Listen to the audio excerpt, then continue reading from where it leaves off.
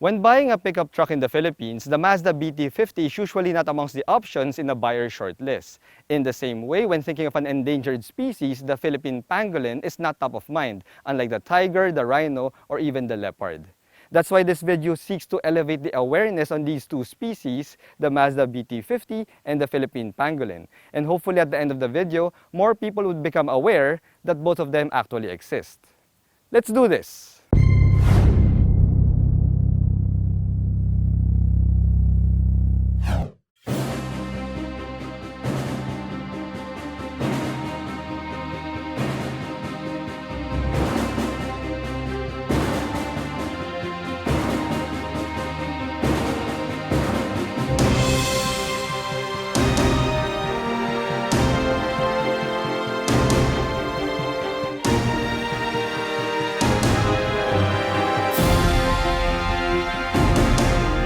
Hello guys, I'm Reagan and welcome back to another car review. If you're new to my channel, I hope you hit that subscribe button and become part of the Reagan's Rides family. If you're my subscriber already, thank you so much for your support by watching this video. I also hope that you give it a like. Also, special thanks to Mazda Makati for lending us this Mazda BT50 Pangolin edition for the day, which allowed me to take it to this awesome location for this review shoot. Now, if you have any need for anything Mazda, head on down to Mazda Makati, or you may also contact the person in my description below.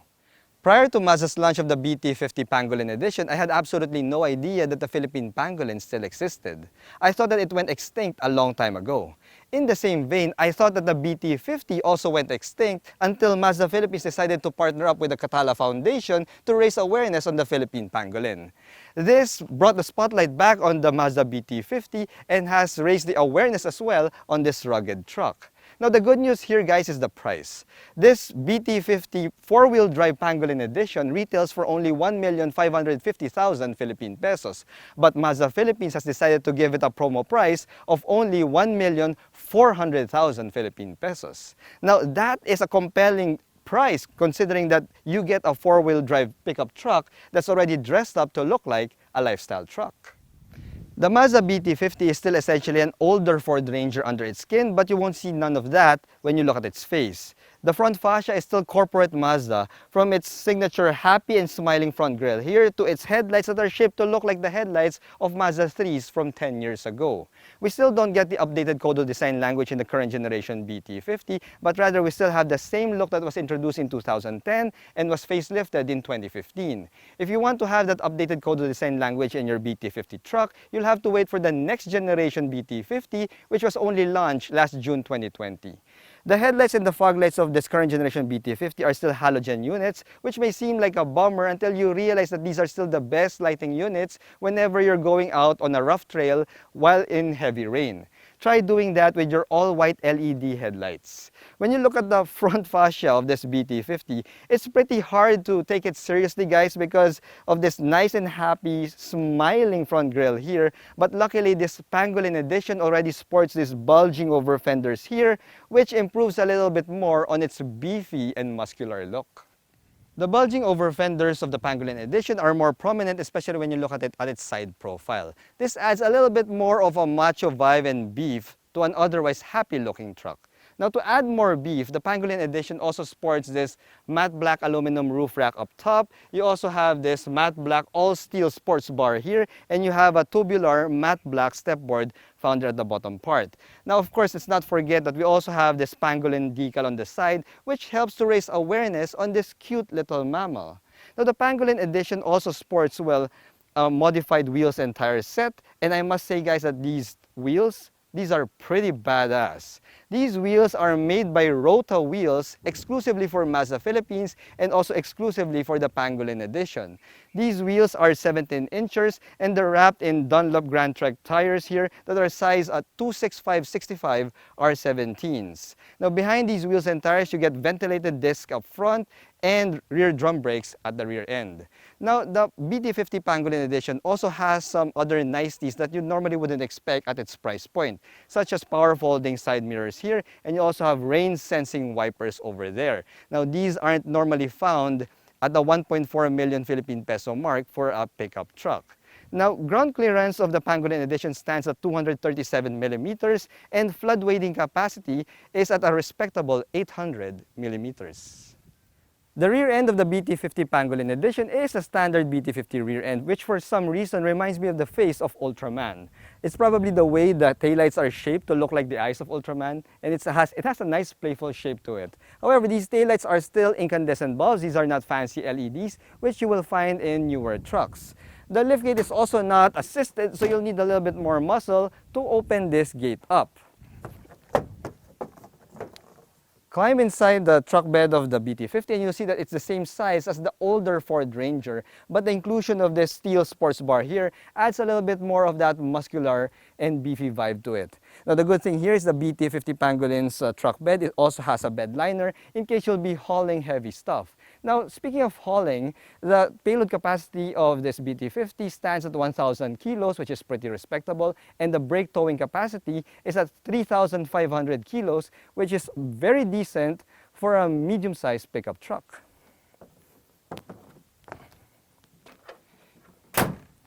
Engine time. The Philippine Pangolin may be a slow animal, but the same cannot be said for the Mazda BT50.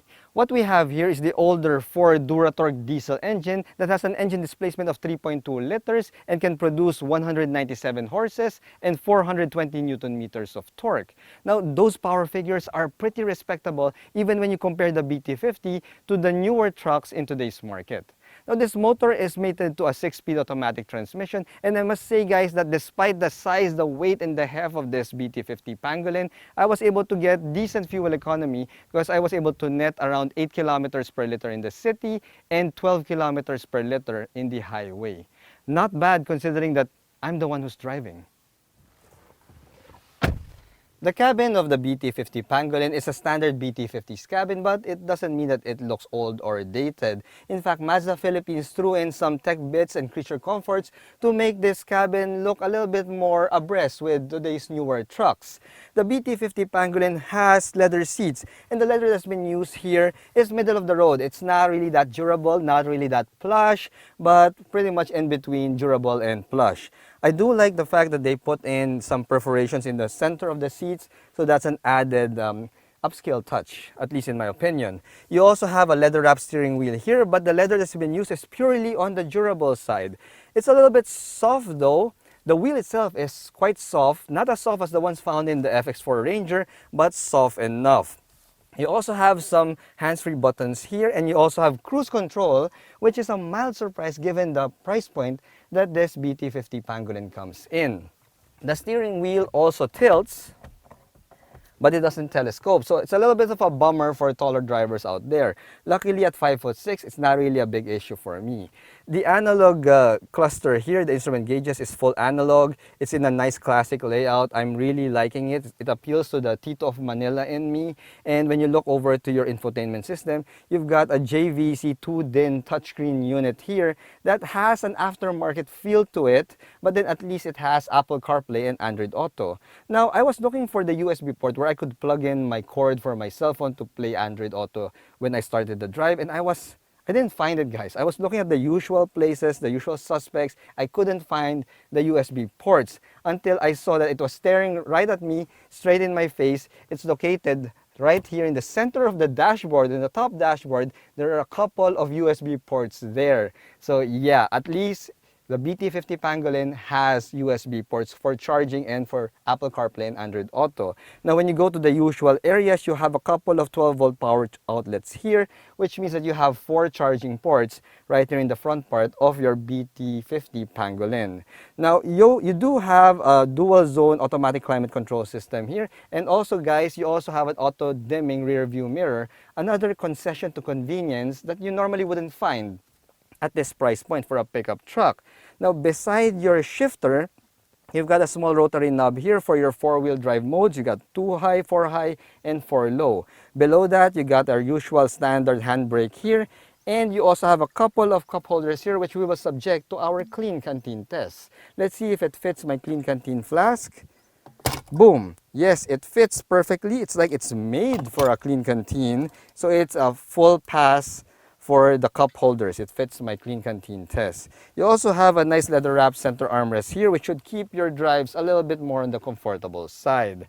So overall, when you look at the cabin materials that's been used here, you've got some soft touch plastics at the top dashboard and the tops of the door cards, but mostly hard plastics at the bottom part. Now, Mazda has a reason behind this. You see, Mazda decided that the BT50 is, well, a fully capable 4x4 off-road pickup truck, so it should be easy to clean, guys. And having hard plastics at the bottom part of your cabin means that even if you go on a river crossing or if you go on a wet and muddy trail, it would be quite a cinch to clean up all of these hard plastics at the bottom part of your BT50.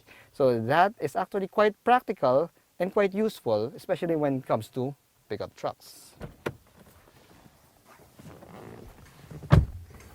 The second row seats of the BT50 is a little bit on the upright side, which is pretty standard for a pickup truck. However, since the BT50 is based on the older Ford Ranger, I was kind of hoping that the second row seats would be a little bit more like a crossover or a sedan second row, but no go, guys. As you can see, I am sitting quite upright here, pretty much like a standard pickup truck seat. Now, I'm 5'6", guys, and as you can see, I got a decent amount of headroom here. I'm calculating 5 inches of headroom space before my head touches the headliner, and this is my driving position here. And I got a whopping 9 inches of space before my knee touches the seat back of the driver. Now, credit goes to the fact that the driver's seat back has a nice indentation here, so that should give taller riders than me a little bit more of a comfortable space when they ride in the second row of the BT50. Now, speaking of comfort, guys, you could fit 3 average size adults here, but the third guy, the middle guy, would have a little bit of a tough time because the center tunnel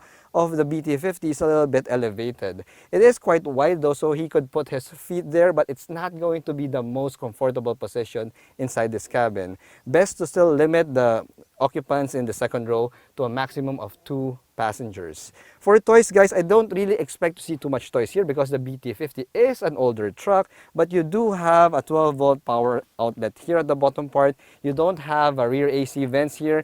Not really expected at this price point because the other competitors, even the newer trucks, don't have a rear AC vent here. And you also have a center armrest with a couple of cup holders. So yeah, in terms of toys, pretty decent, pretty standard for a second row seat. Now, let's hop back to the driver's seat, guys, and I'll take this BT50 Pangolin edition out for a quick on-road spin just to show you how it behaves on the road.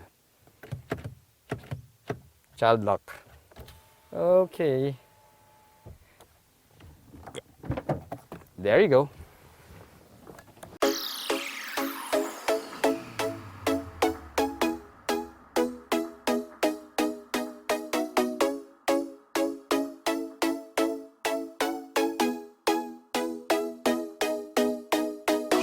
Alright guys, so we're now behind the wheel of the Mazda BT50 Pangolin edition. And the first thing that I noticed are the seats. The seats are quite comfy for a pickup truck. These are surprisingly soft yet supportive. I got a good amount of bolstering on my thighs. Not really too aggressive, guys, that it will give larger people than myself a hard time. But yeah, the seats are pretty comfortable. This location is pretty far out from Metro Manila. So yeah, going here, I didn't experience any seat fatigue at all. Now when it comes to the steering feel of this BT50, being an older truck, this sports still the older hydraulic power assist systems from yesteryear. It doesn't have the electric power assist systems that can be found in the newer vehicles nowadays.